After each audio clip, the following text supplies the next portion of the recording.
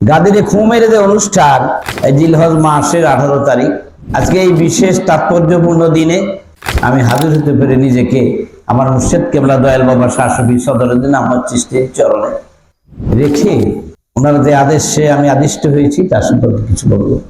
আমার মুর্শিদ কেবলা দয়াল বাবা শাহ শফি সদরুদ্দিন আহমদ চিশতি কেবলাজান উনি মাওলার অভিষেক নামক পুস্তকে সুন্দর করে বর্ণনা করেছেন। মাওলা শব্দের অর্থ হলো প্রভু, মনিব, আর মাওলানা হলো আমাদের নেতা, আমাদের মনিব। এই যে মাওলার অভিষেক দিবসটা, এটা মোহাম্মদ ইসলামের একটা কেন্দ্রবিন্দু, পাইভট পয়েন্ট। এই বিন্দুর উপর ভরসা করেই একটা লাঠি যখন একটা ছোট্ট আল পাথরের লোহার উপরে গিরগির করে ঘুরে, ঠিক মোহাম্মদ ইসলামের ঘূর্ণয়ন এই মাওলায়াতের উপর। এটা pivot point of Islam. Dayal নবী রাসূল করিম সাল্লাল্লাহু আলাইহি ওয়াসাল্লাম একবারই হজ করেছিলেন, বিদায় হজ নামে পরিচিত। প্রায় 1.5 লক্ষ লোক নিয়ে মক্কা থেকে তিনি মদিনায় যাচ্ছেন। মদিনা যাওয়ার পথে গাদিরে খুম নামক একটা জায়গা, গাদির শব্দের অর্থ হলো একটা জলাশয়, ওই জলাশয়ের উপরে একটা জায়গা, তার নাম হলো খুম। ওই জায়গায় যখন তিনি আসলেন, তখন কোরআনের সব শেষের যে আগের ওহিটা, একরা বিসমে রাব্বিকা থেকে শুরু করে ওহির আগমনের ধারাবাহিকতা, এর শেষের আগেরটা, এটাকে ইংরেজি ভাষায় বলা হয় last part 1 according to the chronology of time. ওহির আগমনের ধারাবাহিকতায় শেষের আগেরটা ওই জায়গায় নাজিল হলো। আন্না আলিউ মাওলাউল মুমিনিন, আলী কারিমুল্লাহ হবেন মুমিনদের মাওলা। রাসূল বলেছেন, আমি জ্ঞানের শহর, আর মাওলা আলী সেই শহরে প্রবেশের একমাত্র দরজা। যুদ্ধের সময় আল্লাহর পক্ষ থেকে জুলফিকার একমাত্র আলীকেই দেওয়া হয়েছিল।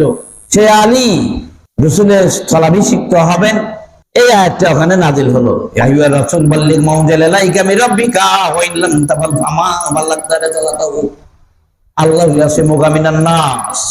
আল্লাহ বলছেন, আপনি জনগণের মধ্যে জানাইয়া দেন, আগের ঘোষণা এরকম, আন্না আলিল মাওলাল মুমিনিন, মুমিনদের মাওলা হবেন হযরত আলী।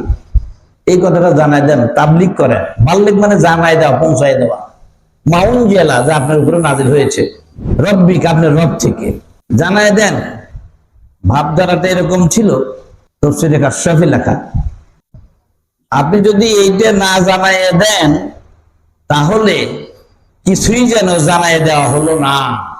সারাটা কোরআন কিন্তু নাজিল হয়ে গেছে। শেষের আগের বাক্যে এই কথা, নাজিলকৃত বাক্য শেষের আগেরটা। কোরআন সংকলনে সূরা মায়েদার 67 নম্বর বাক্য। শিগগিরই আল্লাহ আপনাকে তার সান্নিধ্যে নিয়ে যাবেন, তার মানে তার হায়াতের দুনিয়ার জিন্দেগি শেষ হয়ে যাবে, আপনি তার আগেই এই কাজটা সমাধান করেন। দয়াল ওই জায়গায় দাঁড়িয়ে গেলেন, ওই গাদিরে খুম নামক জায়গায়। তাদের বাহন ছিল উট, উটের উপরে যে বসার গদি ছিল, এই গদিগুলো স্তূপাকার করতে করতে একটা মঞ্চ তৈরি করলেন। এই 1.5 লক্ষ মানুষের মধ্যে যারা আগে ছিলেন তাদেরকে পিছনে মঞ্চের কাছে নিয়ে আসলেন, যারা পিছে ছিলেন তাদেরকে সামনে নিয়ে আসলেন। নিয়ে এসে তিনি একটা ভাষণ দিলেছিলেন, বিদায় হজের ভাষণ নামে পরিচিত। আমি সংক্ষিপ্ত একটা দুটো বাক্য বলবো। তিনি বলেছিলেন, আলাস্তু আল্লাহ বিমিনকুম আনফুসিকুম, এই বাক্যটা বলেছিলেন, হে সাথীরা, আমি কি আপনাদের কাছে অধিক অগ্রাধিকার প্রাপ্তিত্বপূর্ণ গুরুত্বপূর্ণ ব্যক্তি নই? এটা তিনি প্রশ্নাকারে সকলকে জিজ্ঞাসা করলেন। আসলে আওলা শব্দের অর্থ এমনটি যে dearer than life and any other things in the world, দুনিয়াতে যত কিছু আকর্ষণীয় জিনিস আছে, লোভনীয়, এমনকি নিজের জীবনের চাইতে অধিক প্রিয়, এই ভাব বোঝাবার জন্য আওলা শব্দটা ব্যবহার করা হয় আরবিতে। সবাই তখন বললেন, কালু বালা বালা ইয়া রাসূলুল্লাহ, হ্যাঁ রাসূল, আপনি আমাদের জীবনের চাইতে অধিক প্রিয়, আপনার জন্য আমরা জীবন দিতে প্রস্তুত আছি। রাসূল এই কথা শুনে খুশি হলেন। খুশি হওয়ার পরে ওই যে আগেই ঘোষণা, আন্না আলিউল মাওলাল মুমিনিন, এটা জনগণের মধ্যে পৌঁছায় দিবেন। তখন হযরত আলী কারিমুল্লাহ ওয়াজহুকে এইভাবে হাত ধরলেন, মনে হয় একটা ছোট্ট শিশুকে তুলে ধরছেন। ধরে তিনি বললেন, এই হাদিসটা মিসকাত শরীফের ৪র্থ খণ্ডে 448 পৃষ্ঠায় আছে, আরো অনেক জায়গায় আছে, কয়েক হাদিসে। তিনি বললেন, মান কুনতু মাওলাহু ফাহাজা আলিউন মাওলাহু, আল্লাহুম্মা ওয়ালি মান ওয়ালাহু আদামা নাদাহু ওয়ানসুর মান নাসারা অখজুল মান খাজালা ফালিয়াজহাদি রাহাজুল খায়রা, এই কথা বলল। কিরকম? আমি যার মাওলা, মাওলা মানে প্রভু, অর্পিত প্রভুত্ব, বেস্টেড লর্ডশিপ বলে ইংরেজিতে। আমি যার মাওলা, মান কিন্তু মাওলাহু, আমি যার মাওলা, ফাহাজা আলীর মাওলাহু, আলী তার মাওলা। আমাকে যারা মানবে নেতা, তারা আলীকে কি মানবে? নেতা মানবে। তার স্থলাভিষিক্ত, কার স্থলাভিষিক্ত? রাসূলের। আমি যার মাওলা, এই আলী তার মাওলা। হে আল্লাহ, আপনি তাহাকে সাহায্য করেন যে আলীকে সাহায্য করে, আপনি তাহাকে ভালোবাসেন যে আলীকে ভালোবাসে, আপনি তাহাকে সাথে শত্রুতা করেন যে আলীর সাথে শত্রুতা করে, আপনি তাহাকে লাঞ্ছনা দেন যে আলীকে লাঞ্ছনা দেয়। এই ঘোষণার পরে 100 লক্ষ লোক, কারোর বিরোধিতার ইচ্ছা থাকলেও এত লোকের মধ্যে সেই সুযোগ আর নাই। মার হাবা করে গেল। রাসূলের ইশারায়, উপস্থিতিতে এতগুলা মানুষ মাওলা আলীর কাছে আনুগত্যের বায়াত নিলেন।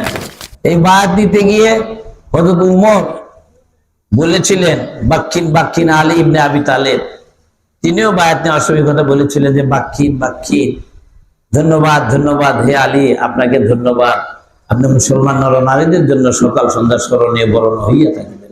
এই কথাগুলো এভাবে বলা আছে। যখন এই আনুগত্যের পর্বটা শেষ হয়ে গেল, তখন কোরআনের সবশেষ ওহিটা, এই ওহিটা সূরা মায়েদার 3 নম্বরে আছে এইভাবে, আলিয়ুম এশা আল্লাযিনা কাফারু মিন দীনিকুম ফালা তাকশাউহুম ওয়াকশাউনি আলিয়ুম আকমালতু লাকুম দীনাকুম ওয়া আতমামতু আলাইকুম নি'মাতি ওয়া রাযিতু লাকুমুল ইসলাম দীনা। আল্লাহ বলতেছেন, তোমরা এখন আর কাফেরদেরকে ভয় করো না, ভয় করো আমাকে। আমি তোমাদের ইসলামের নিয়ামত এই ধারায় পরিপূর্ণ করিয়া দিলাম। তাহলে এই ধারার মধ্যে থেকে আমরা মুসলমান, এবং এই ধারার বিপরীতে যদি আমরা গিয়ে থাকি, তাহলে আমরা মুহাম্মদী ইসলামের ধারার মধ্যে মুসলমান কিনা, এই কথাটা কিন্তু একটা বিরাট প্রশ্নবোধক অবস্থায় থেকে যায়। What kind of Muslim do we belong to? আমরা কোন ধরনের মুসলমান? আমরা মুহাম্মদী সত্তা হয়ে আলীর মাধ্যম দিয়ে, নাকি ব্যতিক্রম কিছু দিয়ে? এটা আমাদের একটা জিজ্ঞাসা থেকে যায়। এই কথার পরে, এই ঘটনাটার পরে আনুগত্যের পর্ব শেষ হয়ে গেল প্রায় 2 দিন, 2.5 দিন, 3 দিন। তখন দয়াল নবী একটা প্রার্থনা করেছিলেন আল্লাহর কাছে। এই প্রার্থনাটাও আমার মুর্শিদ কেবলা যে বইটা লিখেছেন, মাওলার অভিষেক ও ইসলাম ধর্ম মতভেদের কারণের মধ্যে, আল্লাহু আকবার, আলহামদুলিল্লাহ, আল আকমাল দীনা আতমামে নিয়ামাতিন ওয়া রাযা রাব্বি আলা রাসালতি বিআলাইতুল আলী ইবনে আবি তালেব। হে আল্লাহ, আপনি মহান, আপনি মহান, সমস্ত প্রশংসা আপনার। আমার উপর অর্পিত দায়িত্ব আবু তালেবের সন্তান আলীর মাধ্যমে বেলায়েতের এই উৎসমুখ আমি সমাপ্ত করিয়া দিলাম। এজন্য আপনার প্রতি আমার প্রশংসা।